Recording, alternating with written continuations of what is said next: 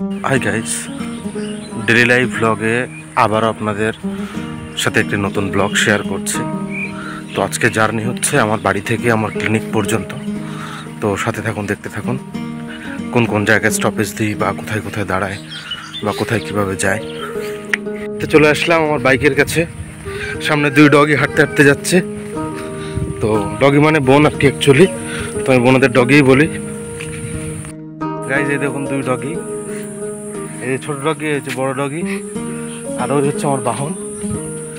তো এবার চলে যাব ক্লিনিকে এখান থেকে, দেখতে থাকুন। তো হচ্ছে গাইস রাস্তা, বাড়ির সামনের রাস্তা কিছুটা দেখাচ্ছে। এটা তো একটু মানে হচ্ছে আমাদের গ্রামের রাস্তা। এত সুন্দর রাস্তা আপনারা আগে কোনোদিন দেখেননি আমার মনে হয়। দেখুন কত সুন্দর, এত ভাঙা, এখান থেকে তো আরো বেশি ভাঙা। এই দেখুন এত সুন্দর রাস্তা, এখান থেকে রাস্তা কিছুটা ভেঙে পড়ে গেছে জলে, রাস্তার উপরে দেওয়াল পাঁচিল। এই হচ্ছে আমাদের গ্রামের উন্নয়ন। রাস্তাগুলো একবার দেখুন ভালো করে।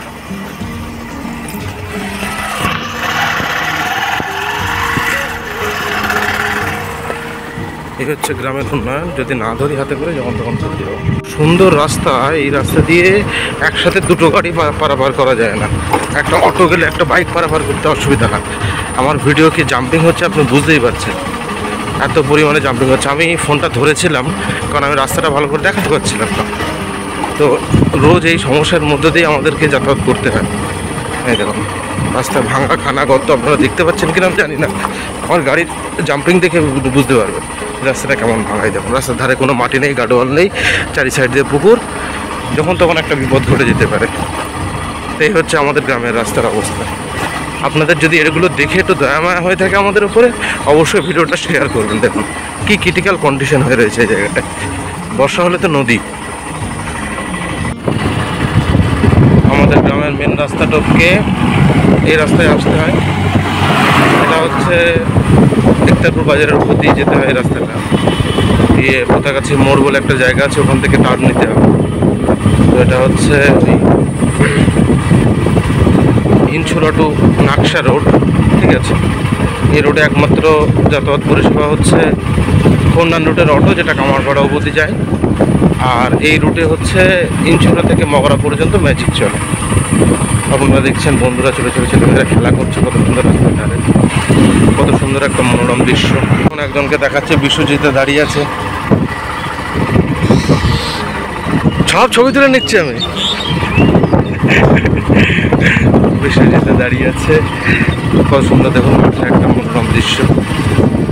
একতারপুর এলাকায় যাদের বাড়ি, আপনারা বিশ্বজিতের দোকানে আসতে পারেন। ফটো তোলার জন্য, জেরক্স করার জন্য খুব ভালো কাজ করে। অবশ্যই মানুষ হিসেবে খুবই ভালো। মুসুরিয়া এখন ওনার দোকান। তো এটা হচ্ছে মুসুরিয়া ব্যাগ। এখান থেকে আরও কিছুটা যেতে হবে, গেলেই পোতাগাছি মোড়, সেখান থেকে আমাকে টার্ন নিতে হবে। তারপর আমার ক্লিনিক যেতে হবে। ওখান থেকে আমার কাছে না আছে কোনো স্ট্যান্ড না হোল্ডার। তো সেই জন্য মানে মেন রাস্তা থেকে এই বাইপাসে আমি যখন ঢুকলাম তখন আমি দেখাতে পারলাম। তার কারণ হচ্ছে যখন তখন পড়ে যেতে পারে, অ্যাক্সিডেন্ট ঘটে যেতে পারে, কারণ আমার কাছে স্ট্যান্ড হোল্ডার নেই।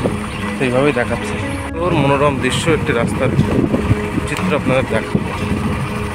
কিন্তু এই রাস্তাটা দিনের বেলা যতটা সুন্দর লাগে, রাতের বেলা কিন্তু ততটাই ভয়ানক হয়ে ওঠে।